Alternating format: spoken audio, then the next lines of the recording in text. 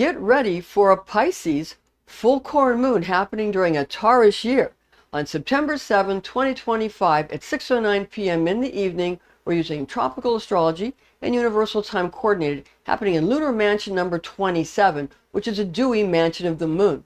I'm Pastor Rosemary, the Astrology Angel. Thank you for joining us. Now, the various mixtures of magical destiny from Lunar Mansion Alpheratz are set in motion when the Stargates Algenib and Alpheratz are activated during this astrological conflation, creating a nurturing mixture of water and earth elements.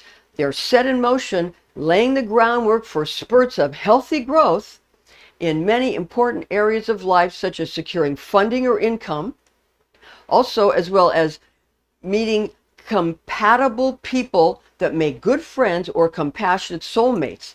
You're really going to feel it in your heart. Now, when it comes to tension betwixt these two signs, Taurus, being fixed earth, wants predictability and endurance, while Pisces, mutable water nature, like more novelty and excitement. Even so, Pisces has a large amount of sympathy for others and enjoys the secure feeling that Taurus provides. This combination, therefore, creates a climate where the differences between the bull and the fish are well compensated for within the framework of finding value in continuing the relationship, working on interactions, possessing shared values and goals, including wanting to build a bright future together. The best part of this equation is that during the Pisces full corn moon occurring during a Taurus year, people will benefit and find much happiness from their connections with those groups or individuals which they have allowed into their lives and very much into their hearts. The stars, Algenib and Alpheratz, are the stargates we access for star magic opportunities when Luna activates this lunar mansion. Profitable for gaining substantial cash or credit, reaping rewards, and healing ailments. Beware the tricksters are going to be able to find opportunity to making mischief during this mansion, and will do so if they are given free rein. So don't give those kinds of clowns free rein. This mansion is awful for sailors, and it prolongs the confinement of detainees. Now, structures become fragile during this mansion as well. Beware pictures or figures of an angel or a man sporting wings on his back, carrying a punctured cup or vase that loses its liquid through many small holes running out in thin streams. For this symbol causes the ruination of aquifers and water sources when conjurers inundate the vessel deep into the water resource which they intend to devastate. This is from the second drawing, or the second draining in the constellation of Pegasus, the winged horse, Andromeda the princess, and Pisces the fish, with lunar angel Alchemical and Lord Ablemel. Now, before we move on to some more of the information regarding this lunar mansion and the specifics thereof, they do use these things in movies and in TV shows and in commercials and in YouTube videos. And they use them in advertisements. They're used everywhere. They've been used from the beginning of time in paintings and plays and songs and written in all the holy books. It's everywhere. The lunar mansions are everywhere. They can be linked, through like certain, letters, Hebrew letters to certain Bible passages and things like that. They're all linked together. They're all in there. But understand that a good example of this, there was a Frasier episode. It's called, I believe it was called the crock, something about a crock, like a crock pot. It was a crock. I can't remember the exact title, but the word crock was in it. And it was about this crock pot that was broken, and it was like going to be a gift at one point. And it was about how through the years what this crock pot, who it was given to. It sometimes was given to Roz as a present, and then how it moved around from family member to family member, and it went down through the years of the characters. It was kind of towards the end of the series, the end of the show. And at the very end, Frasier had the crock pot, and remember it had kind of cracks in it, and he put flowers in it and he had put water in it, and he was standing there and it was squirting out waters. He was that angel holding that. And this was buried at the very end when they're singing the song. It was buried deep in the vessel, okay? This is how it's done. And it brings, they're not, when they have this figure, it can be used for many reasons, either good or bad. It's not always a bad reason.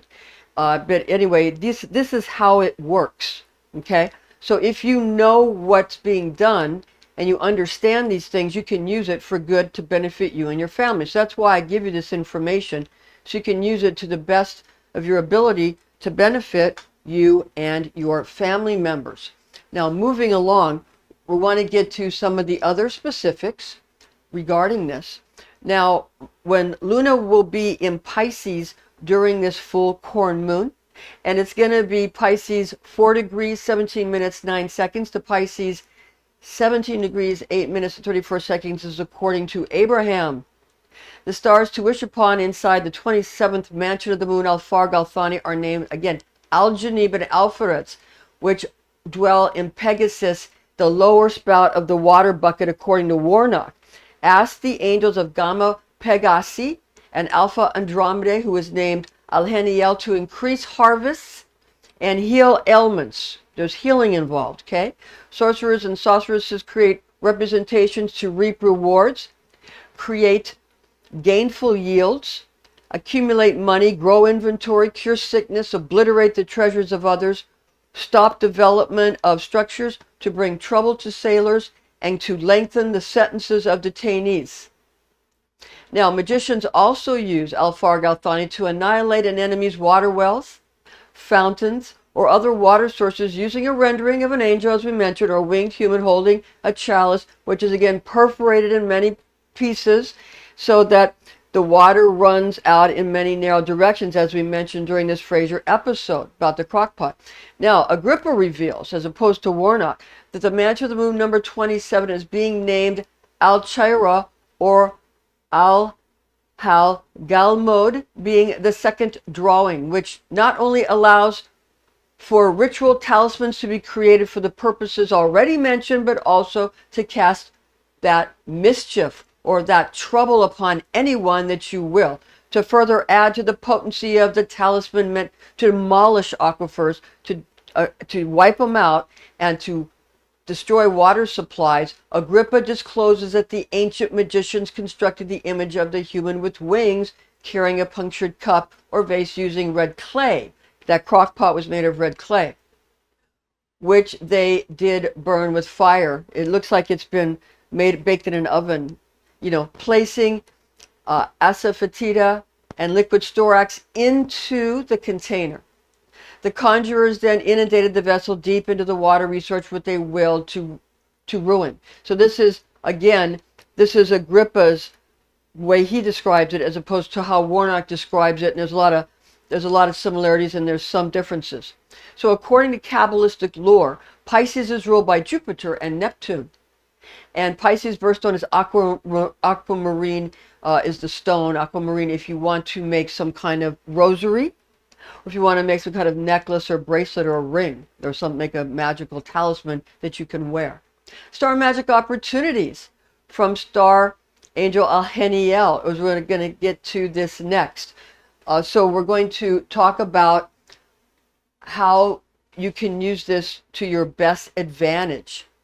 So now, for these star magic opportunities from Star Angel Alheniel, which provide powerful forces to you to acquire your objectives when this Pisces moon's Althani stargates are activated by Luna, according to Ashmole, are the following: engage in business, make deals, trade goods and services, cast seeds, plant kernels, get married, advance no wealth nor resources to others, scrounge no monies nor goods from them, perilous to go on expeditions or voyage out of your place of residence late after midnight.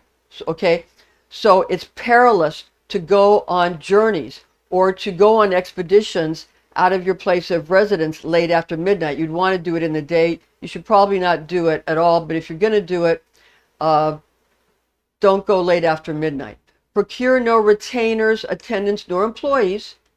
Go not aboard any seafaring vessel, for it will be treacherous for you to do so. If you are captured, you will not be able to get free of your captors. Meet not with any friends, associates, nor contacts. So thanks for joining us, and we'll see you soon for our next installment for our next full moon. We'll see you then.